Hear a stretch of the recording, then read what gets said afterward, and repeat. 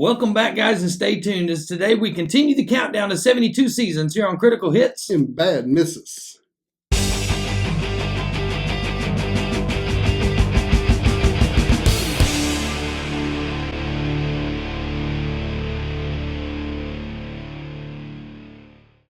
Hello again, guys and gals, and welcome back to the channel. My name's Clay. And I'm Bo. And today we are up to Master of Puppets in our countdown to Metallica's new album, 72 Seasons.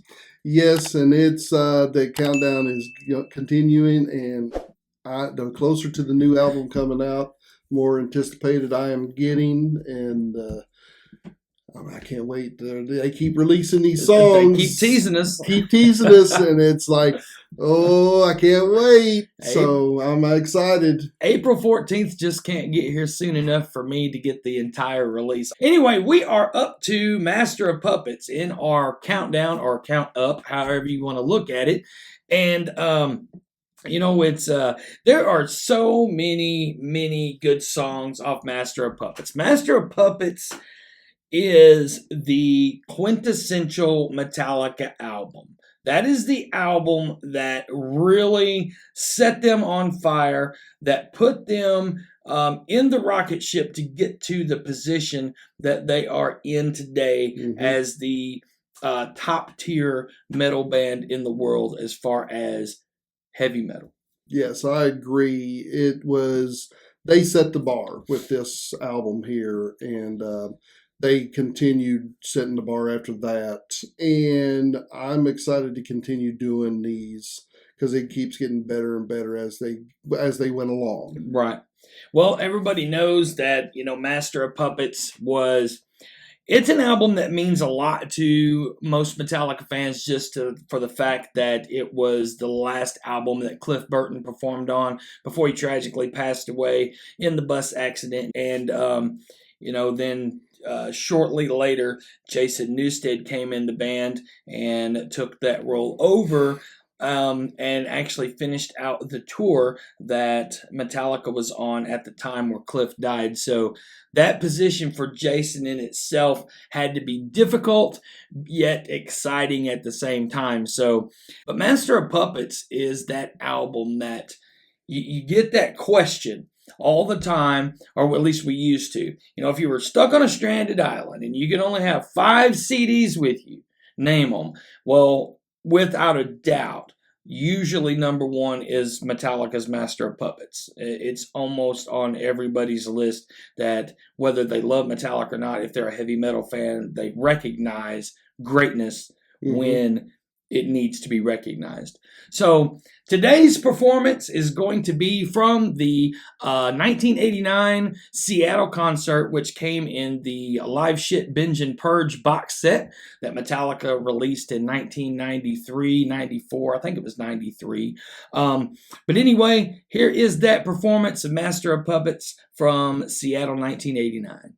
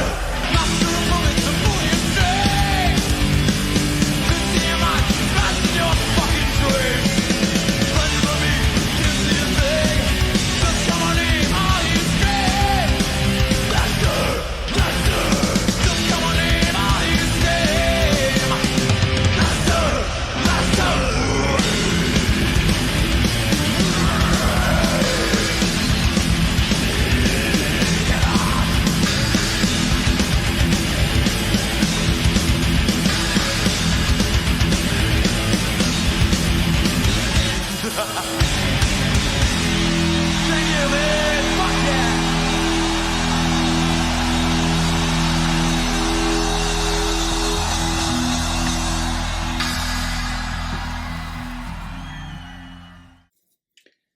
Yeah, that performance, that concert from Seattle 1989 is honestly, in a lot of people's opinions, one of the most intense, better concerts. And man, it's almost insultish a little bit, but honestly, one of the better concerts that Metallica had performed, at least to that point. Amazing. It is iconic. And that it just, every single time I watch something from this particular concert, it just really takes me back and just makes me go, that was over 30 years ago. And Yes. it just amazes me that they were doing that, 30 years ago, and still today performing at that level and even larger.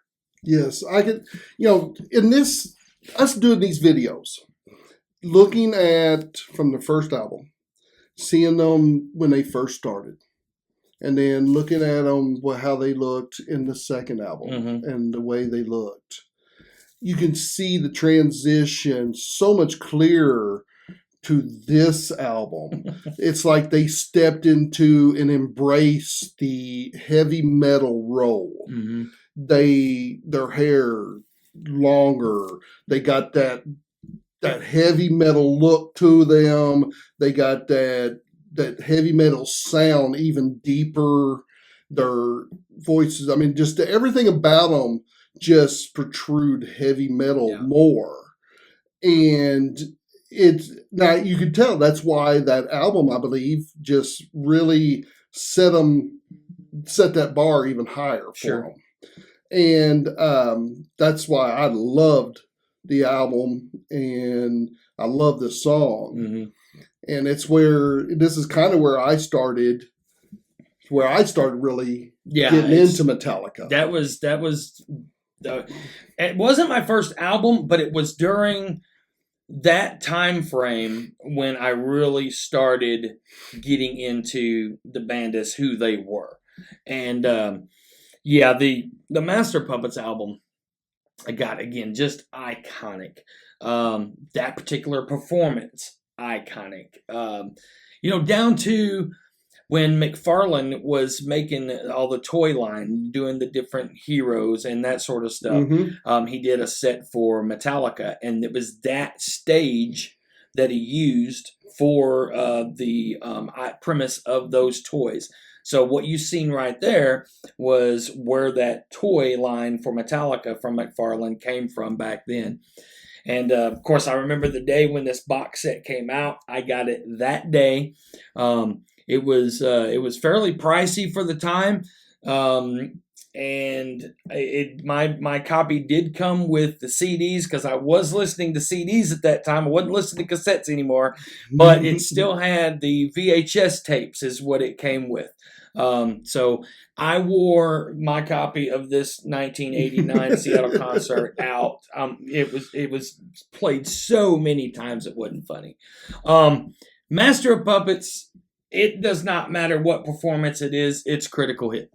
Yes, and it's such a classic, such a overwhelming joy for all over for people to watch, for people to use. That song has been used in so many different movies and shows and just different things. It's a critical hit for me too. Guys, let us know what you thought about this particular performance of Master of Puppets in the comments. While you're there, our next album in the countdown to 72 seasons is Injustice for All. So let us know which one you want to see us do next week for Injustice for All. Guys, we appreciate you being here today. Make sure to hit the like button, the subscribe button, the notification bell for us, so you know when we put up new videos here on Critical Hits and Bad Misses.